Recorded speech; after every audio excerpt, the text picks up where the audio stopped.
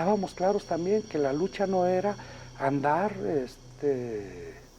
cometiendo ejecuciones de X, Y, Z. Ya la liga en el 74 ya estaba muy golpeada, 75. Y la confrontación en la liga interna a todos los niveles estaba muy fuerte, ¿no? Y además con una desviación muy fuerte.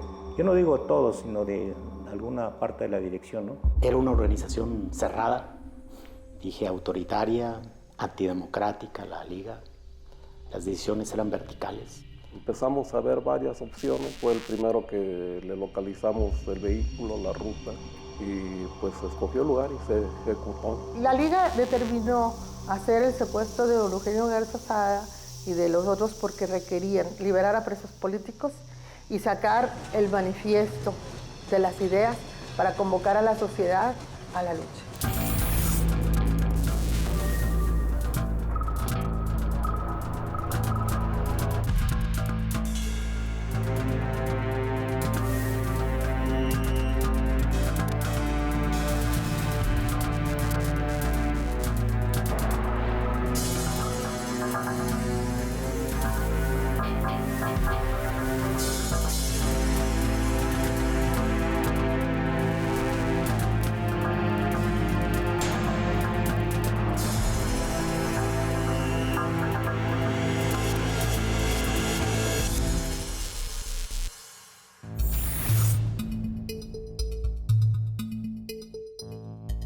El Frente Estudiantil Revolucionario se había dividido dando paso a tres importantes grupos en Guadalajara: las Fuerzas Armadas del Pueblo, FRAP, la Unión del Pueblo, UP, y la Liga Comunista 23 de septiembre.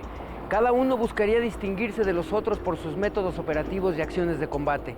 Es así como el 4 de mayo de 1973, un comando de las FRAP secuestró al embajador Terence Leonhardy, cónsul de Estados Unidos en Guadalajara. A cambio de su libertad, exigieron la liberación de 30 presos políticos, un avión que los llevaría a Cuba y $1 millón.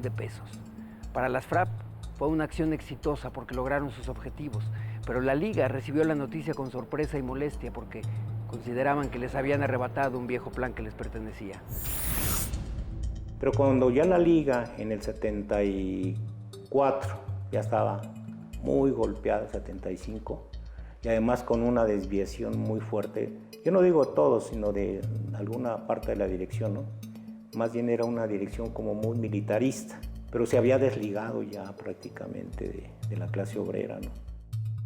Al interior de la liga empezaron a manifestarse muchas contradicciones, ¿no? Y una de ellas fue entre la actividad política y la actividad militar, y se confrontó. O sea, decíamos, nosotros tenemos que hacer acciones armadas porque es la única forma que va a educar al pueblo y que el pueblo se dé cuenta que nosotros somos la vanguardia y que van a luchar y vamos a triunfar, ¿no? Estábamos claros también que la lucha no era andar cometiendo ejecuciones de X, Y, Z. Con la mano en la cintura, dada la preparación que para ese entonces ya teníamos, pues lo hubiéramos hecho, pero ese era el sentido, no, ese no era el sentido. El sentido era buscar cómo lograr mayores niveles de conciencia.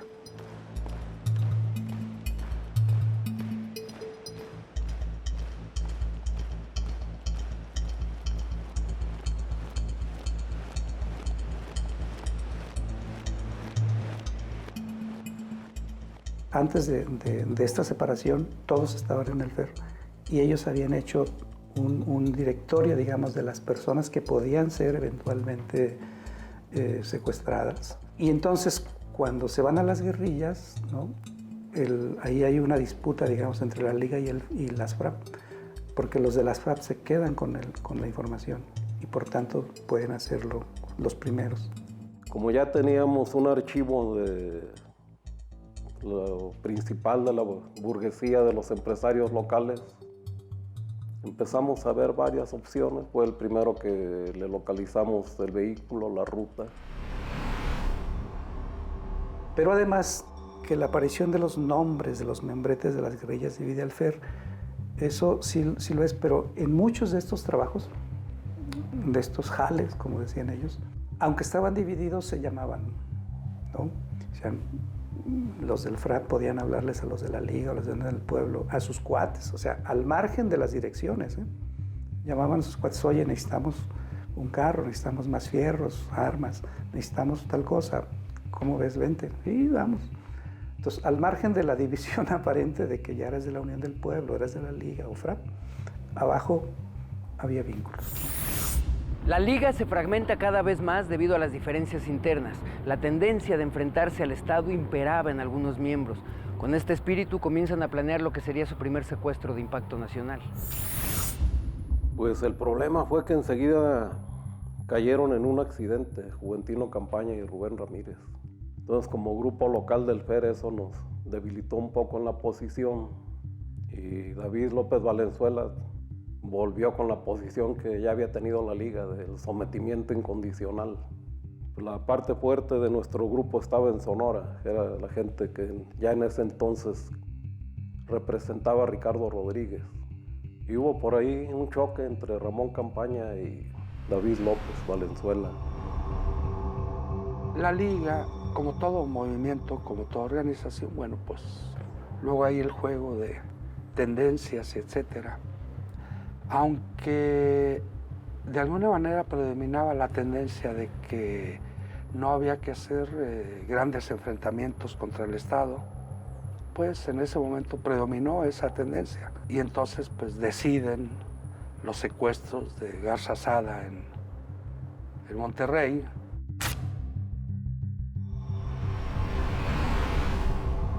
La Liga determinó hacer el secuestro de don Eugenio Garza Sada y de los otros porque requerían liberar a presos políticos y sacar el manifiesto de las ideas para convocar a la sociedad a la lucha. Que resulta frustrado porque trae una buena escolta y también porque no fue bien planificado el operativo. Pero nunca se pensó que ese intento fracasara. Es más, hasta donde yo sé, el señor lo mató su chofer, no fueron los compañeros, porque nosotros no queríamos que ocurriera eso.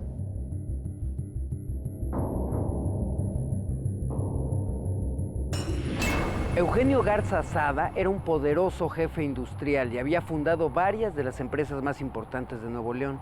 Es por eso que la cúpula regiomontana se sintió indignada por el ataque e hicieron responsable directamente del atentado al presidente de la República. El costo político de este suceso fue contundente. A partir de ese momento, el licenciado Luis Echeverría no negociaría ninguno de los futuros secuestros cometidos por la guerrilla, ni siquiera el de su propio suegro.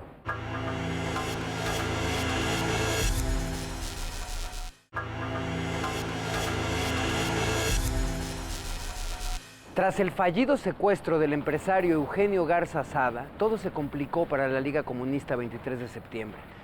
Era evidente que ya no funcionaban debido a varios factores.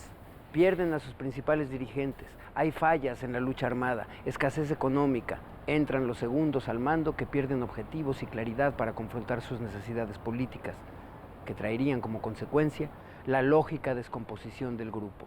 Aún así, tenían en mente cometer un doble secuestro. Y luego después el doble secuestro aquí en Guadalajara de Duncan Williams y Aranguren. Todo eso no le hizo bien a la Liga, la verdad. Y sobre todo el ajusticiamiento de Aranguren, aunque si la Liga dijo, bueno, pues si el gobierno no pacta, pues lo vamos a ejecutar, pues no podía echarse atrás, tenía que ejecutarlo, ¿verdad?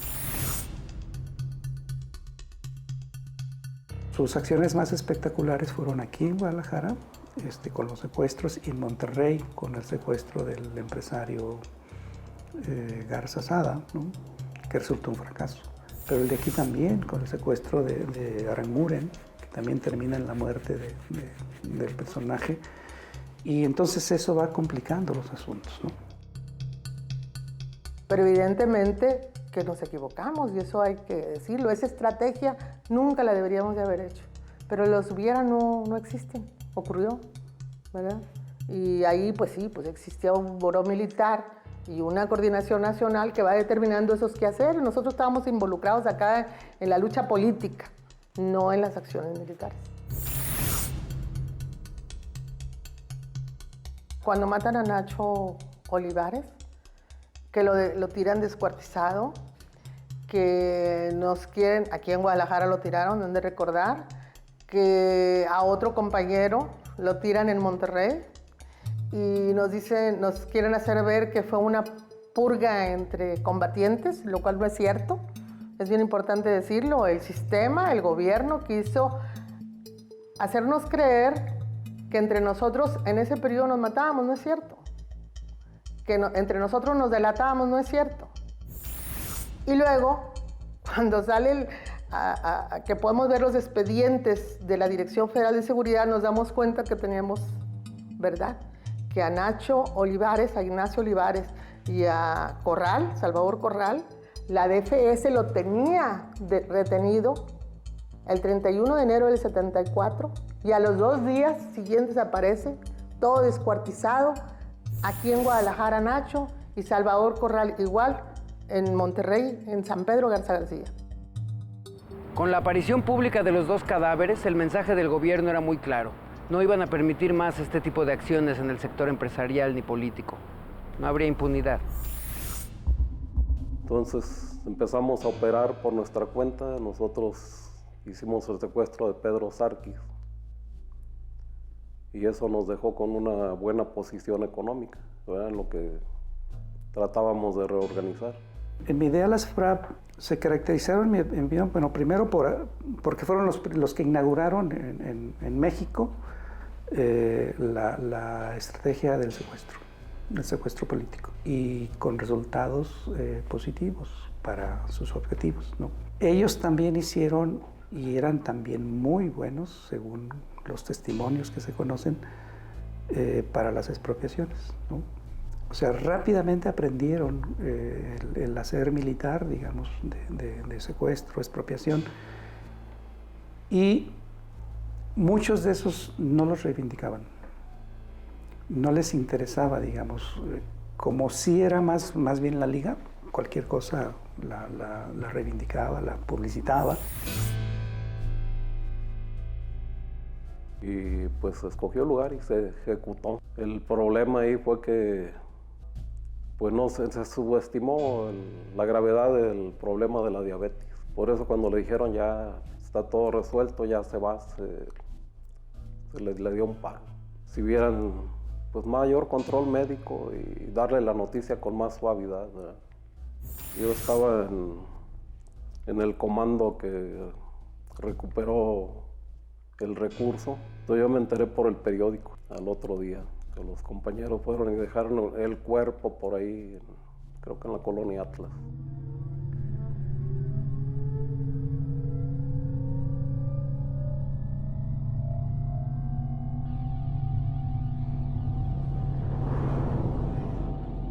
En 1970 tuve oportunidad yo de establecer relación entre Raúl Ramos Zavala y Ignacio Salas Obregón. Ahí se vinculan ambos. Nacho era muy inteligente y sí fue un brillante estudioso del marxismo, y por eso entre ellos lograron trabajar los documentos, los maderas y la base de lo que fue la teoría de la organización. A mí me tocó participar en 2 reuniones con ellos en la Ciudad de México previo a la formación de la Liga. Estoy hablando en el 71. Entonces ahí eran pequeños núcleos, pero de discusión, de deliberación de teoría marxista aplicado a la realidad mexicana. Yo me hice una opinión que aún conservo de Salas Obregón. Salas Obregón era un ex seminarista. Yo lo comparo mucho en sus actitudes con aquel iluminado que era el líder, que se apellidaba Abimael Guzmán, de Sendero Luminoso. Y bueno, pues él decía, vamos a decir, haber leído y haber estudiado El Capital. Y El Capital era como su Biblia para la elaboración de sus documentos. Él elaboró varios documentos que yo tuve la osadía de decir que eran ininteligibles. No salimos bien y entonces yo tomé la decisión bueno, esto no significó que no siguieran insistiendo algunos compañeros en que yo continuara, pero yo ya tomé la decisión de retirarme. Hoy lo digo que de manera equivocada. Era una organización cerrada, dije autoritaria, antidemocrática, la Liga. las decisiones eran verticales. En ese momento no lo percibíamos de esa manera, ¿no? Algunos a lo mejor lo empezamos a percibir, otros no. Otros pensaban que era lo correcto, ¿no? Que era lo más indicado, ¿no? Y me tocó verlo días antes de que lo mataran, ¿verdad? Porque tuvimos colaboramos con ellos para ayudarnos a que en ese periodo pasaran desapercibidos en la ciudad y pudieran llegar a la Ciudad de México. Y me tocó tratarlo esos días. No tenían quien les diera la mano y les dimos nosotros la mano. Y por eso fuimos a parar unos días detenidos por asociación delictuosa y por encubrimiento. Ignacio Salas Obregón fue un revolucionario que perteneció al movimiento estudiantil profesional en Monterrey.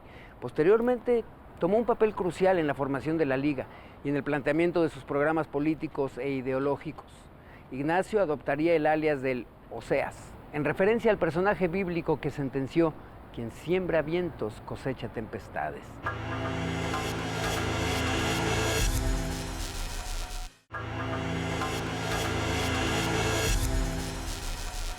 La Liga Comunista 23 de septiembre tuvo 4 etapas de vida: consolidación, que fue en 1973, rectificación en 1974, fragmentación del 75 al 76 y exterminio del 77 al 79. Esta descomposición del grupo se da por varias razones, desde los cambios ideológicos y operativos que dividen a los miembros hasta los secuestros fallidos de Garzazada, el cónsul Duncan Williams y el empresario Fernando Aranguren. Pero el golpe que los debilita es el asesinato de Ignacio Salas Obregón. Vino un periodo de descomposición después de que cae Ignacio Salas Obregón, que eso fue en abril de 74. Entonces, era el último, digamos, que nosotros consideramos que podía haber sostenido la organización. Y al momento de que él ya cae, pues la organización está prácticamente desarticulada y empieza un proceso deliberativo en los distintos grupos, y los de la sierra con los que teníamos contacto, pues que no los encontramos y que con quién nos vamos, quién va a ser nuestra dirección. Todo ese periodo nosotros nos pusimos a estudiar. Dijimos, ¿qué hicimos? ¿A dónde vamos? Hay que reflexionar. Y empezamos a dialogar con todos los otros grupos en la medida que nos podíamos encontrar. Yo la visión que tengo es de que ciudades como Guadalajara, como Monterrey o como México, fue una espiral de violencia, que a una acción, una reacción, cual más violenta.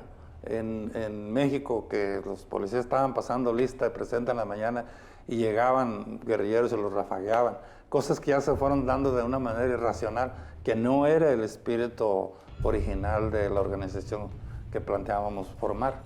Estuve preso del 74 al 78. Salí con la amnistía que dicta López Portillo.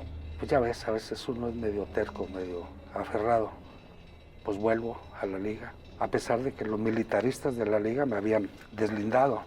Deslindado quiere decir que me habían corrido, porque yo les había criticado que anduvieran ejecutando policías sin ton ni son. Pero era, como te digo, ¿no? Se imponen posturas un tanto militaristas.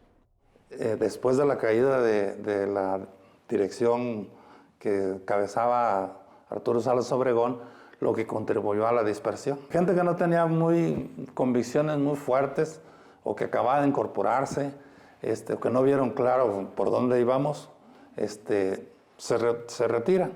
Otra gente que buscamos seguir, encontrarle solución a esta problemática que estamos viviendo, pues fue lo que se conoció como el periodo de la rectificación, que va desde el 75 más o menos hasta el 80, cuando ya se conforma la corriente socialista.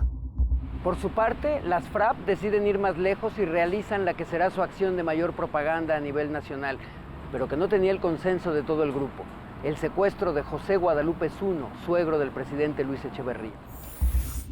Pues luego se vino lo del secuestro del maestro Guadalupe Zuno, que nosotros nunca lo hubiéramos aprobado, pero como andábamos distanciados con la gente de David, ellos decidieron por su cuenta, e incluso nos pidieron apoyo económico. No nos dijeron de qué se trataba, porque pues siempre cada quien informa lo mínimo. Se propuso acá en la brigada y bueno, no se aceptó apoyarlos, pero sí nos enteramos que venía algo fuerte y pues lo hicieron. Me tocó pues vivir otras, por ejemplo, cuando el secuestro de don Guadalupe Zuno, enfrente de la casa yo vivía por Río Nilo y llegaron 2 helicópteros, se bajaron en el terreno baldío que ahorita es como un centro comercial, está ahí exactamente Río Nilo y Boulevard Tlaquepaque, muy grande el terreno, y ahí bajaron 2 helicópteros y a la casa, yo vivía enfrente, llegaron y se metieron también militares y gente de civil, que llegaron pues tocando la puerta con violencia y todo, y se les abrió, entraron y revisaron todo, era una casa chiquita, no me había mucho que revisar, pero levantaron camas, levantaron todo, y pues le preguntabas tú, ¿qué buscan, no? No, pues nada, o sea, no contestaban. Supimos que andaban buscando a don Guadalupe Zuno, que les habían dicho que estaba por ahí, y se dijo entre los vecinos que se dieron cuenta de que en uno de los helicópteros estaba el presidente Echeverría, que estaban segurísimos de que ya lo iban a encontrar ahí. Y no lo encontraron. Finalmente regresó él. No me acuerdo exactamente en qué circunstancias, pero finalmente lo entregaron, pues, quienes lo tenían. Como ya el gobierno ya había aprendido a distorsionar las cosas, lo había hecho con lo de la Liga cuando Aranguren y Duncan también volvieron a distorsionar, elaboraron una lista falsa de gente que se pedía, revolvieron guerrilleros con delincuentes comunes, algunos de muy mala fama, ¿verdad?, en aquel momento, y empezaron a hacerse los confundidos, y mientras fue cuando lanzaron operaciones de rastrillaje en varias zonas de la ciudad con policía del DF, la federal, el ejército. Pues nosotros lo que hicimos fue andarnos escondiendo en lo que duró la negociación. El secuestro de mi papá estuvo muy cañón. Estaba yo en el DF y me habló una secretaria de mi hermana que te vayas a Los Pinos con ropa, secuestraron a tu papá. Ya me fui a mi casa, llevé ropa y al llegar a Guadalajara, mi mamá con los brazos cruzados, mira lo que hicieron tus amigos. Todavía me duele. No, uno de mis hermanos. Y yo le dije, no, mamá, esos no son mis amigos. Pues, ¿cómo van a ser? Y mis hermanos también dicen, no, mamá, esos no son amigos de Andrés. Y fue muy, muy, muy duro.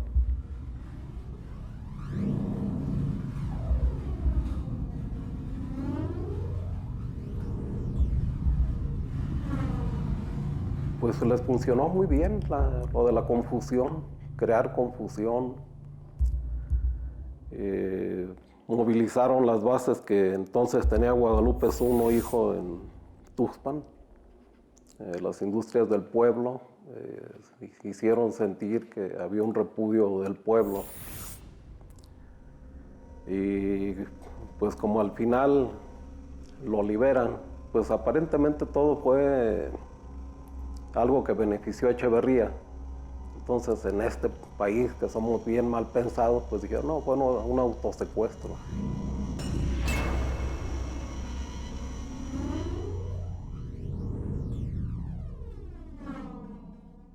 Los cambios que pretendían lograrse a través de los actos guerrilleros de la Liga, las FRAP y la UP traerían como consecuencia la represión y la tortura indiscriminada por parte de la DFS. Desde ese momento, el gobierno de Echeverría adoptaría una auténtica política contrainsurgente. Y lo peor, apenas estaba por venir.